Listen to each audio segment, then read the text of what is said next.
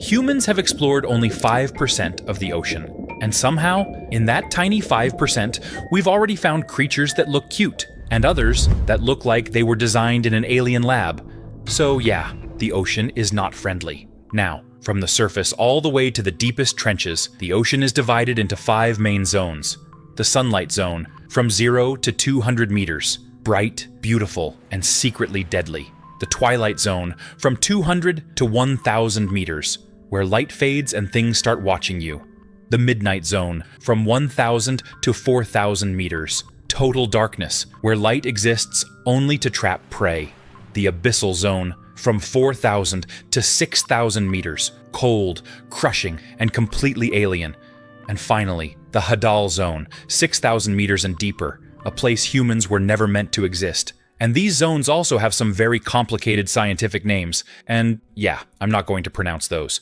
All right, welcome to the sunlight zone. This is the top layer of the ocean, from 0 to 200 meters deep. Bright, colorful, full of life. This is the part of the ocean people look at and think, yeah, this seems safe. Now, this zone is packed with creatures, coral reefs, sea turtles, thousands of fish. And yes, sharks live here too. But the most terrifying creature in this zone is not a shark. It's this, the box jellyfish. This thing isn't soft, it isn't harmless. The box jellyfish has up to 60 tentacles, and each tentacle can grow over 3 meters long. On those tentacles are millions of microscopic venom needles.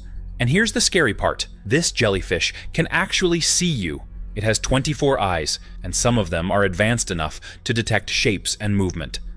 So, you didn't just accidentally touch it. Now let's throw you into the sunlight zone. You're floating near the surface. Sunlight above, water feels calm. And then, your leg brushes against something. At first, it feels like a light sting, but within seconds, the venom enters your bloodstream. It attacks your nervous system, your muscles, and your heart all at once. The pain is so intense that many victims go into shock immediately. Your muscles start locking up. Your breathing becomes impossible to control. And in some cases, the heart stops beating before the person even reaches the surface. You're still conscious. Your body just doesn't work anymore. You try to swim. You can't. Water fills your lungs. And the jellyfish? It's already gone. Yeah, this is the friendly part of the ocean. So take another deep breath, because the next level is where the light starts to fade. Let's go deeper. Now we're entering the twilight zone. This zone begins around 200 meters and stretches down to about 1,000 meters. This is where sunlight starts to weaken. Not suddenly, just slowly. Red disappears first, then orange, then yellow. By the time you reach this depth, the ocean is mostly blue, dim and unclear. Right now, you're inside the submarine I built. It's quiet, stable, descending smoothly. Outside the window, you can see movement, but not detail. And that's what makes this zone dangerous. It's not bright enough to see clearly, and not dark enough to disappear into. Creatures here don't rely on speed, they rely on timing. They wait. The most unsettling predator in this zone is the gulper eel. At first, it looks unimpressive. Long body, thin head. But everything about this animal is built around its mouth. The lower jaw hangs loose, allowing it to open far wider than its body suggests. Its stomach is highly expandable, able to stretch enough to swallow prey almost its own size. Fish, squid, anything that drifts too close. The gulper eel doesn't chase prey. It stays still, blending into the low light. When something moves at the wrong moment, it opens its mouth and swallows in a single motion. This strategy works perfectly in the twilight zone, where visibility is limited and hesitation gets punished. That's why this depth feels uncomfortable. You can still see, but not clearly. You can still feel close to the surface, but you're already far beyond it. The ocean still looks familiar here, but it's not. And as we descend deeper, that illusion disappears completely. Okay, now let's throw you into this level of the ocean again. No oxygen tank, no protection. And see what actually happens. At this depth, pressure alone makes survival impossible. Breathing fails almost immediately. Loss of consciousness follows within seconds. The body sinks. Movement stops. Down here, that's enough. Even with a suit and oxygen tanks, you're still not safe. Standard diving gear isn't designed for hundreds of meters of pressure. Welcome to the Midnight Zone. Here, sunlight does not exist. Everything is dark, absolute black. The water is cold, pressure is intense, and your eyes, well, they are almost useless. Now, this is where the real nightmares live. The creatures here don't rely on speed or numbers. They rely on adaptation. And the most terrifying predator of this zone? The anglerfish. You've probably seen pictures. A big mouth, sharp needle-like teeth, and that glowing lure dangling in front. That light? It's not for decoration. It's a trap. Small fish see the glow and think, dinner? Then suddenly, snap.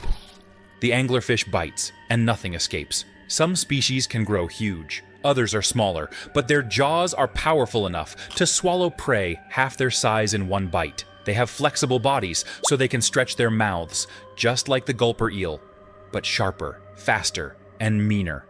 And here's the fun twist. Many anglerfish are sexually dimorphic. The tiny males literally attach to the females and become parasitic, living only to provide sperm. Yeah, evolution is brutal. Now, let's step out of the submarine again. At this depth, water pressure is over 100 times stronger than at the surface. Your body is mostly water, so it doesn't explode like in movies. But your lungs are full of air, and air can't handle pressure, so your lungs collapse almost instantly. You can't breathe, you can't even scream, you don't drown first, you suffocate because your chest physically can't expand. Now, add the temperature. The midnight zone is near freezing. Your body loses heat fast. But honestly, the cold doesn't even matter, because pressure and lack of oxygen kill you within seconds. That's why humans can't survive the midnight zone. Not because it's dark, but because the ocean itself crushes you out of existence. Now we are entering the abyssal zone. The water temperature stays just above freezing, around 2 to 4 degrees Celsius. And the pressure here is insane, over 400 times the pressure you feel at sea level. This isn't a place meant for humans, it's a place meant for things that shouldn't exist, but somehow do. And one of the strangest survivors down here is the giant isopod. At first glance, it looks like a massive underwater pillbug, but this creature is a masterpiece of deep-sea survival. Giant isopods can grow over 50 centimeters long, making them the largest isopods on Earth. Their bodies are covered in thick, segmented armor, not for fighting, but for pressure. Every plate is designed to withstand the crushing weight of kilometers of ocean above. Their eyes are small, but extremely sensitive to movement. In total darkness, even the faintest vibration matters. They don't chase prey, they detect opportunity. Food in the abyssal zone is incredibly rare. So, the giant isopod evolved a brutal strategy: wait and endure. They are scavengers, feeding on whale falls, dead fish, squid, and anything organic that sinks from the upper ocean.